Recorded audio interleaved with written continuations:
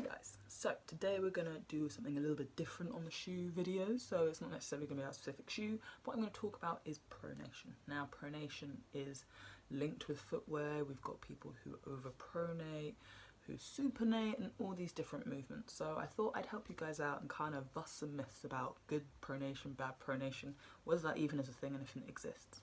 So first things first, we're simply going to start with what is pronation. Now from a foot perspective, pronation is kind of a combination of three movements as such. So I'm going to use a trainer to describe it, because obviously trainers. So first you have ankle dorsiflexion. So flexion this way, right? So ankle dorsiflexion. Then what we have is rear foot eversion, which happens, and then you also get foot abduction at the same time. So that in itself is pronation.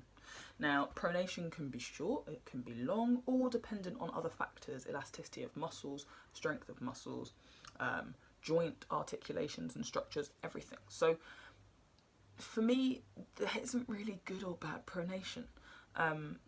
Pronation is a natural movement that has to happen to allow the foot to shock absorb. So by anyone saying that pronation is a bad thing, what degree and what term are you saying it's bad? So now we've talked about what pronation is. How does it relate in the footwear world? Because a lot of people create shoes based on pronatory movements.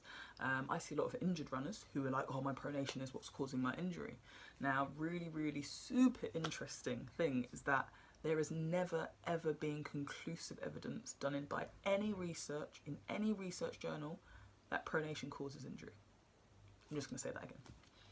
There is no research to prove that pronation causes injury. So therefore, why do we have so many trainers and footwear that's catered towards people to support pronation and stop it if it doesn't actually cause a problem? I'm just going to let you think about that. So yeah, it's things from obviously injury perspective from my point of view, where people think pronation can cause problems. Now, yes, don't get me wrong, excessive forefoot pronation, so once you get into this area, dropping into that first metatarsal, those kind of things can increase the likelihood of stresses on other muscle areas. So I think there's a lot of talk about pronation actually being bad. No, what it actually is pronation offsets or can offset other areas to be overworked, overloaded, if you don't have the natural stability or strength there. For example, there's a lot of research talking about how, yes, someone may pronate a little bit more than another, whatever that may be, but they also have very weak hip stabilizers, or aren't able to drive off the foot correctly due to limitations in Achilles and ankles and things like that. So basically what I'm trying to say is, guys, pronation is not bad. The speed at which it can happen will definitely influence injury. The direction with that will also have a massive effect. But ultimately, it in itself is not a bad thing.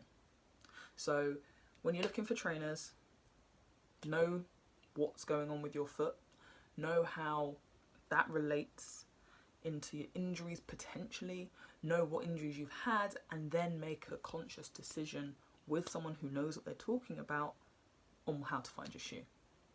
So yeah, simply put, pronation is not bad. Speed at which your foot moves, speed at which your muscles contract and can control and stabilize the rest of the body is actually what is key. Hope that helps.